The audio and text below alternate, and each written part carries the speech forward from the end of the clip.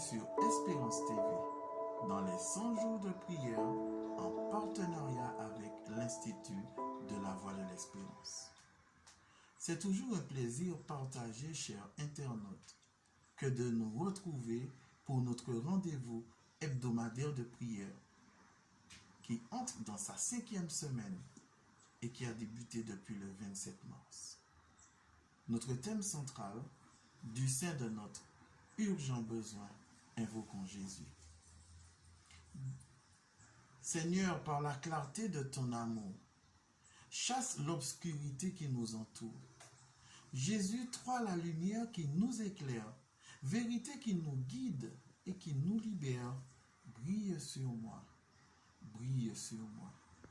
Brille, ô Jésus, couvre ce pays de ta gloire, brûle Esprit Saint, embrase nos cœurs.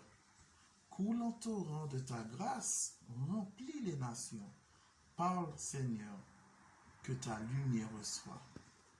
Ce chant de Graham Kendrick est ma prière pour vous, chers internautes, aujourd'hui. Et à cela, je vous laisse ce texte de Malachie 4 au verset 2 qui dit « Mais pour vous qui craignez mon nom se lèvera le soleil de la justice, et la guérison sera sous ses ailes. Vous sortirez et vous sauterez comme les veaux d'une étable. » Aujourd'hui, notre texte est tiré du livre de Psaumes, chapitre 34, les versets 4 à 7. Écoutez. « J'ai cherché l'Éternel et il m'a répondu. Il m'a délivré de toutes mes frayeurs. Quand on tourne vers lui les regards, on est rayonnant de joie. Et le visage ne se couvre pas de honte. Quand un malheureux crie, l'Éternel entend, et il le sauve de toutes ses détresses. L'ange de l'Éternel campe autour de ceux qui le craignent. » L'auteur David cherche à nous montrer que toutes nos circonstances, y compris les plus humiliantes, peuvent nous conduire en définitif à bénir Dieu. Sachons comme David, magnifier toujours et partout le nom de notre Dieu. Notre citation du jour est tirée du livre Ministère évangélique de Madame White. Écoutez ce qu'elle dit. Nous avons trop peu de foi. Nous limitons le Saint-Esprit. Nous devrions être reconnaissants que Dieu accepte de nous utiliser comme ses instruments. Pour chaque prière fervente, adressée avec foi, pour quel que soit le besoin, des réponses seront données.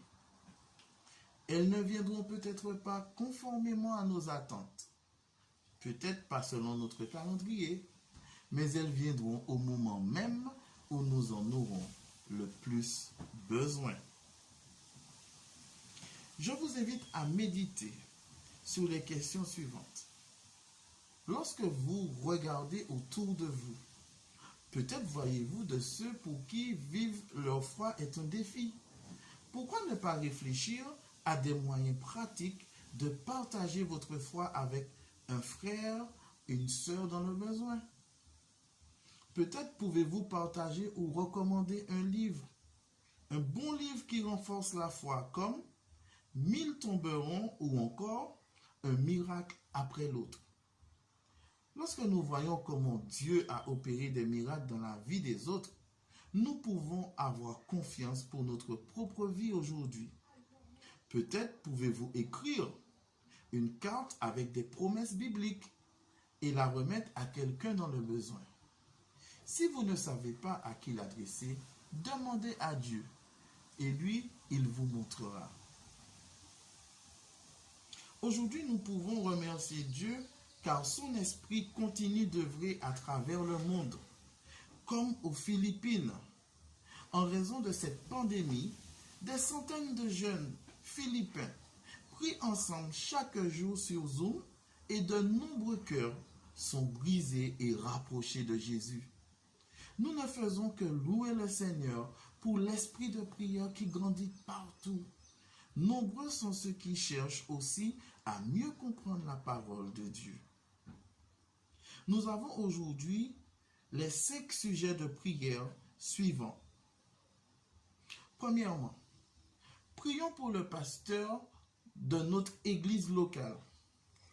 Prions pour que Dieu le soutienne, le protège et voire plus, lui accorde une effusion plus abondante du Saint-Esprit en vue d'une grande implication dans la mission. Prions pour tous les dirigeants et les administrateurs, les directeurs de département et le personnel de la conférence générale. Prions pour que Dieu leur donne la sagesse alors qu'ils cherchent à diriger et à promouvoir la mission de l'Église pendant cette crise. Et de manière spéciale, je vous invite aussi à prier pour les administrateurs de la conférence générale dont le président est Ted Wilson. Prions pour qu'ils soient à l'écoute, connectés, afin de recevoir de la part de notre Dieu une sagesse spéciale, ainsi que leurs familles soient protégées et qu'ils soient bénis par la puissance du Saint-Esprit alors qu'ils nous conduisent à travers cette crise. Et enfin, prions pour que Dieu dirige l'avenir de notre Église. Prions pour que nous ne gâchions pas cette occasion de partager l'amour de Jésus et les belles vérités d'Apocalypse 14 et 18 avec un monde dans le besoin. Néanmoins, nous avons un dernier sujet de prière. Prions sincèrement pour que la dernière pluie vienne comme Dieu l'a promise, afin de terminer le travail de l'Évangile et que nous rentrions à la maison. Ce n'est plus le moment de faire comme si de rien n'était. Il est temps d'achever l'œuvre et d'être prêt à rencontrer Jésus. Je vous invite à incliner la tête pour une courte prière. Tendre Père Céleste, merci infiniment pour cette parole de réconfort que tu nous donnes aujourd'hui pour ce temps. Malgré le confinement, une fois de plus, ton esprit se révèle à nous et ta parole nous soutient, nous éclaire. Nous croyons, tendre Père, que la délivrance est proche. Accorde-nous encore une fois une portion de ton esprit pour que nous puissions demeurer debout et être prêts à aller à ta rencontre. Nous t'en prions en Jésus et pour ta gloire. Amen. Nous vous remercions, chers internautes, de l'attention que vous nous portez et nous vous disons à très bientôt.